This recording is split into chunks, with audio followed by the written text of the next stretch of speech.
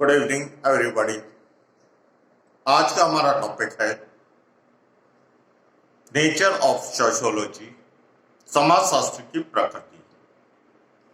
समाजशास्त्र की प्रकृति को लेकर विचारकों में प्रारंभ से ही विवाद रहा है।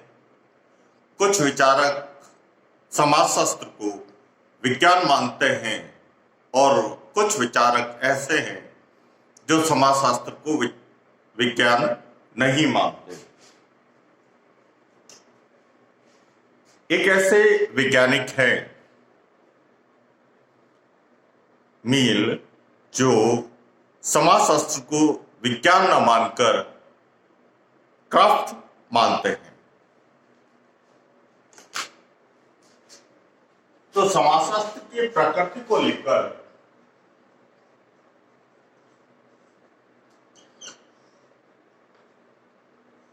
दो अलग अलग संगठन बने। एक संगठन कहता है विज्ञान है और दूसरा संगठन कहता है कि विज्ञान नहीं है। तो जिन्होंने कहा है कि समाजशास्त्र विज्ञान नहीं है, उन्होंने तर्क दिए सबसे पहला कि इसके पास प्रयोगशाला नहीं है। समाजशास्त्र विषय के पास किसी भी प्रकार की प्रयोगशाला नहीं है। इसमें कोई भी प्रयोग नहीं किए जा सकते और न ही संभावना दिखाई देती है। तो समाजशास्त्र को विज्ञान कैसे कहा जा सकता है? दूसरा तर्क दिया कि मापतोल संभव नहीं है। जैसे प्राकृतिक विज्ञानों में मापतोल होता है, उसी तरह से मापतोल इसमें संभव नहीं है। विवाह या परिवार कितने किलोग्राम का है, उसकी लेंथ कितनी है, हाइट कितनी है, ये हम मापतोल नहीं कर सकते। तीसरा तर्क दिया सटीक भविष्यवाणी समाजशास्त्र नहीं कर सकता। जब समाजशास्त्र सटीक भविष्यवाणी नहीं कर सकता तो उसे विज्ञान कैसे कहा जाए? चौथा तर्क दिया कि उसमें वस्तुनिष्ठता का अभाव होता है। वस्तुनिष्ठता मतलब जिस तरह से आपके विचार एक वस्तु के प्रति होते हैं, किसी प्रकार का पक्षपात आप नहीं करते हैं। लोहे को आप लोहा कहते हैं, सोने को सोना कहते हैं। उसी तरह से आपके विचार जब किसी व्यक्ति का अध्ययन करें या किसी घटना का अध्ययन करें तो आपका पक्षपात शामिल न हो। समाजशास्त्र एक अलग विषय है, एक ऐसा विषय है जिसमें अध्ययन करने वाला भी मानव है और जिसका अध्ययन करते हैं वो भी मानव है। तो इसमें कई बार पक्षपात की संभावना नजर आती है। तो ये चार जो है वो तर्क दिए उन्होंने जिन्होंने कहा है कि समाजशास्त्र विज्ञान नहीं है। इन तर्कों का खंडन उन विद्वानों ने किया जिन्होंने कहा है कि समाजशास्त्र विज्ञान है। जैसे खगोल विज्ञान, खगोल विज्ञान को विज्ञान कह सकते हैं।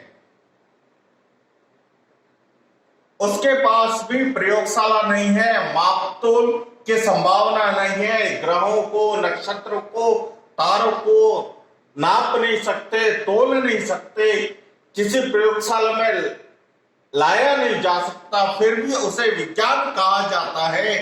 तो समाजशास्त्र को विज्ञान क्यों नहीं कहा जा सकता? इसके बाद उदाहरण दिया उन्होंने मौसम विभाग का, कि मौसम विभाग द्वारा भी जो है कई बार दी गई भविष्यवाणी झूठी सिद्ध हो जाती है। और रही वस्तुनिष्ठता की बात, वस्तुनिष्ठता वैज्ञानिक पद्धति का प्रयोग जब करते हैं उसमें वस्तुनिष्ठता होती है। तो इन सारे तर्कों का खंडन इन्होंने किया। आज भी विवाद का विषय है कि समाजशास्त्र विज्ञान है या नहीं है, लेकिन बीच में एक बात कह दी गई कि समाजशास्त्र को विज्ञान माना जा सकता है, लेकिन प्राकृतिक विज्ञान नहीं माना जा सकता। समाजशास्त्र को विज्ञान कह सकते हैं, लेकिन वो एक सामाजिक विज्ञान है, न कि प्राकृतिक विज्ञान है। तो समाजशास्त्र की प्रकृति वैज्ञानिक है, समाजशास्त्र विज्ञान है, लेकिन वो प्राकृतिक विज्ञान न होकर सामाजिक विज्ञान है।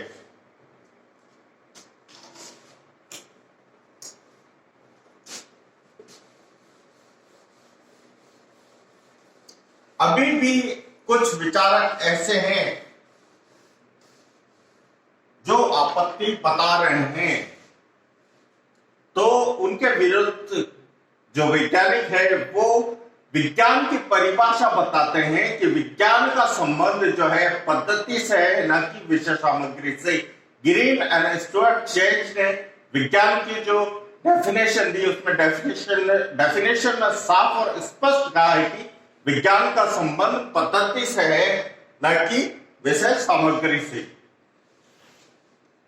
अब हमने समाजशास्त्र को विज्ञान दो प्रकार से बताया है। एक प्रकार मैं आपको बता चुका हूं, दूसरा प्रकार मैं आपको बताता हूं। तो समाजशास्त्र विज्ञान है क्योंकि वो अपने अध्ययन के दौरान वैज्ञानिक पद्धति का प्रयोग करता है। तथ्य संकलन के लिए वो अवलोकन का प्रयोग करता है। अवलोकन का मतलब वो अपनी इंद्रियों के द्वारा तथ्यों को देखता है कि तथ्य सही है या नहीं है। उसके बाद में उनका वर्गीकरण, सारणीकरण एवं विश्लेषण करता है, फिर उसका सामान्यीकरण करता है। पांचवा पॉइंट है क्या है का अध्ययन करता है। समाजशास्त्र जो है क्या है के आधार पर क्या होगा का अध्ययन करता है। समाजशास्त्र में क्या है, क्यों है, कैसे है, क्या होगा क्या अध्ययन किया जाता है, लेकिन क्या होना चाहिए।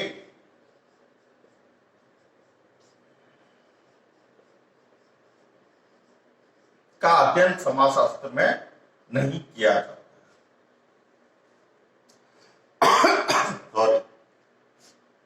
उसके बाद है कार्य कारण संबंध। समाजशास्त्र में सामाजिक घटना का पता लगाया जाता है और सामाजिक घटना जो है किन कारणों से घट रही है, उन सारे कारणों का पता लगाया जाता है।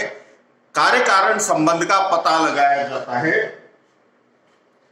उसके बाद में सिद्धांतों का निर्माण किया जाता है। समय समय पर इसकी जांच की जाती है कि ये सिद्धांत सही है या नहीं, काल या परिस्थिति का इनके ऊपर प्रभाव पड़ा है या नहीं।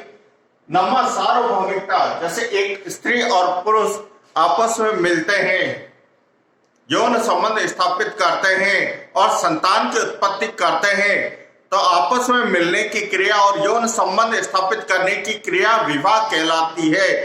तो ये नियम जो है पूरे विश्व में लागू होता है और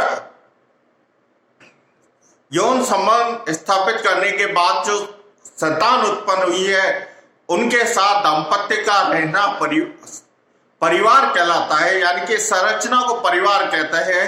तो पूरे विश्व में इस संरचना को परिवार ही कहते हैं, यानी कि जो नियम है वो पूरे विश्व में है। 10वां है भविष्यवाणी। समाजशास्त्र जो है भविष्यवाणी करने की भी क्षमता रखता है। समाजशास्त्र में क्या है का अध्ययन किया जाता है, क्या है के अध्ययन के आधार पर क्या होगा का अध्ययन किया जाता है। तो समाजशास्त्र भविष्यवाणी करने की भी क्षमता रखता है, लेकिन जब इसकी सीमाओं को देखें तो समाजशास्त्र जो है भविष्यवाणी तो कर सकता है, लेकिन ये जरूरी नहीं है कि समाजशास्त्र जो भविष्यवाणी करे वो सदैव सत्य हो। कई बार काल और परिस्थितियां ऐसी उत्पन्न हो जाती है कि जो भविष्यवाणी की जाती है वो भविष्यवाणी सटीक नहीं बैठती। तो ये इसकी सीमाएं है। तो हमने समाजशास्त्र के प्रकृति विज्ञान है या वैज्ञानिक है उसको दो आधारों पर समझा। एक तो हमने द्वंद्व के आधार पर समझा, एक हमने इन पॉइंट्स के आधार पर समझा। तो समाजशास्त्र विज्ञान है और वो एक सामाजिक विज्ञान है, न कि प्राकृतिक विज्ञान। तो यह थी जानकारी समाजशास्त्र की प्रकृति के बारे में। अगर आपको वीडियो अच्छा लगा हो तो वीडियो को लाइक कीजिए, चैनल को सब्सक्राइब कीजिए और जितना ज्यादा हो सके इसे शेयर कीजिए। Thanks for watching.